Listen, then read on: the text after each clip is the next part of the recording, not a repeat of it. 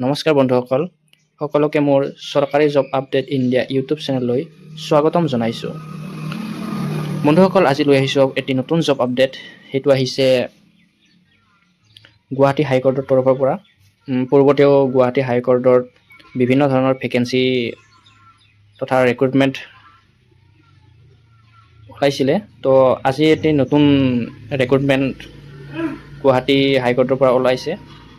গতিকে এডভাৰটাইজমেণ্টটো পাব্লিছ হৈছে 18 মাৰ্চ তাৰিখে এডভাৰটাইজমেণ্টটো মুকলি হৈছে। গতিকে কি পষ্টৰ কাৰণে ভেকেঞ্চি ওলাইছে সেইটো হৈছে ল' ক্লাৰ্কৰ কাৰণে ভেকেঞ্চিটো ওলাইছে।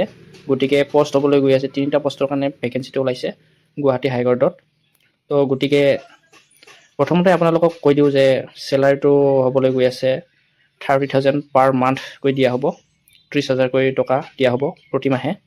গতিকে আৰু এডভাৰটাইজমেণ্টত ক্লিয়াৰলি মেনশ্যন কৰি দিয়া আছে যে এইটো পিয়ৰলি কণ্ট্ৰাকচুৱেল হ'ব পষ্টটো। গতিকে প্ৰথমতে 2 বছৰৰ কাৰণে লোৱা হ'ব, তাৰপিছত 1 বছৰ এক্সটেণ্ডো কৰি দিব পাৰে। চ' বেয়া নহয়, খুবেই ভাল পষ্ট ওলাইছে যিহেতু গুৱাহাটী হাইকোৰ্ট ল' ক্লাৰ্কৰ কাৰণে ভেকেঞ্চিটো ওলাইছে। তো আহকচোন আৰু ইনফৰমেশ্যনবিলাক চাই লওঁ, কি লাগিব, কেনেকুৱা প্ৰচেছ। গতিকে বন্ধুসকল, এই পষ্টটোত এপ্লাই কৰিবৰ কাৰণে অনলাইন এপ্লিকেশ্যন 25 মাৰ্চ তাৰিখৰ পৰা ষ্টাৰ্ট হৈ গৈছে। তো আজিৰে পৰা অনলাইন এপ্লাই কৰিব পাৰিব যিসকল ইণ্টাৰেষ্টেড হয়। আৰু লাষ্ট ডেট দিয়া হৈছে 5 এপ্ৰিললৈকে এই পষ্টটোৰ কাৰণে অনলাইন আবেদন কৰিব পাৰিব। লগতে এজ লিমিট দিয়া হৈছে আনৰিজাৰ্ভৰ কাৰণে 40 ইয়াৰ্ছ থাকিব। OBC MOBCৰ কাৰণে 43 ইয়াৰ্ছ এজ লিমিট দিয়া হৈছে। ST SCৰ কাৰণে 45 ইয়াৰ্ছলৈকে এজ লিমিট দিয়া হৈছে।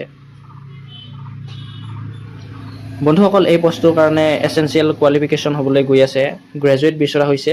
গ্ৰেজুৱেট ল'ত কৰা হ'ব লাগিব, নহ'লে পষ্ট গ্ৰেজুৱেশ্যন কৰা হ'ব লাগিব ল'ত, নহ'লে ডক্টৰেট ইন ল' কৰা হ'ব লাগিব যিকোনো ইউনিভাৰ্চিটিৰ পৰা। লগতে ভেলিড এমপ্লয়মেণ্ট এক্সচেঞ্জ থাকিব লাগিব, লগতে কম্পিউটাৰ নলেজ থকা হ'ব লাগিব। গতিকে এই পষ্টটোৰ কাৰণে কেনেকুৱা ধৰণৰ চিলেকশ্যন প্ৰচেছ হ'ব সেইটো আহকচোন ডিছকাছ কৰি লওঁ। গতিকে চিলেকশ্যন প্ৰচেছটো যদি চাবলৈ যাওঁ, ল' ক্লাৰ্কৰ কাৰণে 2টা ষ্টেজত হ'বলৈ গৈ আছে। ষ্টেজ 1টো হ'ব ৰিটেন এক্সামিনেশ্যন হ'ব, আৰু ষ্টেজ 2টো হ'বলৈ গৈ আছে ভাইভা ইণ্টাৰভিউ। গতিকে ৰিটেন এক্সামিনেশ্যনটো 2 ঘণ্টাৰ হ'ব, MCQ বেচিছ, অবজেক্টিভ টাইপ হ'বলৈ গৈ আছে, আৰু 120 মাৰ্কছ হ'ব।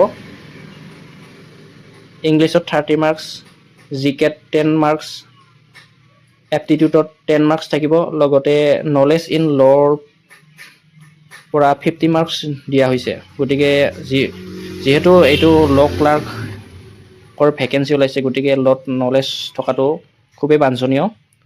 আৰু যিসকলে ৰিটেন এক্সামিনেশ্যনটো ক্লিয়াৰ কৰে সিহঁতক ভাইভাৰ কাৰণে চিলেক্ট কৰা হ'ব। গতিকে যিসকল এই পষ্টটোৰ কাৰণে ইণ্টাৰেষ্ট আৰু লগতে ইলিজিবল হয়, এতিয়াই প্ৰিপেৰেশ্যন ষ্টাৰ্ট কৰি দিয়ক, যিহেতু দুয়োটাই মাধ্যমতে চিলেকশ্যন প্ৰচেছটো হ'বলৈ গৈ আছে, ৰিটেন আৰু ইণ্টাৰভিউ। তো দুয়োটাই সমানে প্ৰিপেৰেশ্যন কৰা ষ্টাৰ্ট কৰি দিয়ক। আপোনালোক ইতিমধ্যে গমেই পায় যে কেনেকৈ এপ্লাই কৰিব। এপ্লাই প্ৰচেছটো খুবেই চিম্পল, অনলাইন মাধ্যমত কৰিব লাগিব। মই আপোনালোকক ভিডিঅ'ৰ ডিছক্ৰিপশ্যনত লিংকটো দি দিম, তাৰ পৰা আপোনালোকে এপ্লাই কৰিব পাৰিব। লগতে এপ্লিকেশ্যন ফিজ খুবেই নমিনেল ৰখা হৈছে। আনৰিজাৰ্ভ OBC MOBCৰ কাৰণে 500 ৰুপিজ চাৰ্জ কৰা হৈছে। SC STৰ কাৰণে 250। যিসকল PW কেণ্ডিডেট হয় সিহঁতৰ বাবে নীল, এটকাও দিব নালাগে।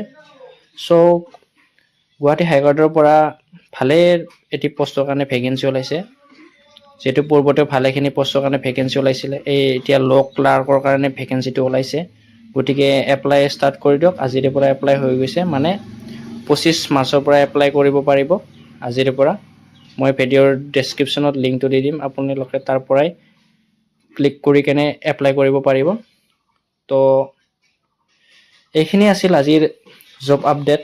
যদি ভিডিঅ'টো চাই ভাল পাইছে লাইক শ্বেয়াৰ কমেণ্ট ছাবস্ক্ৰাইব কৰিবলৈ নাপাহৰিব আগলৈও এনেকুৱা ধৰণৰ ভিডিঅ' আপোনালোকৰ মাজলৈ লৈ আনিম আজিলৈ ইমানেই ধন্যবাদ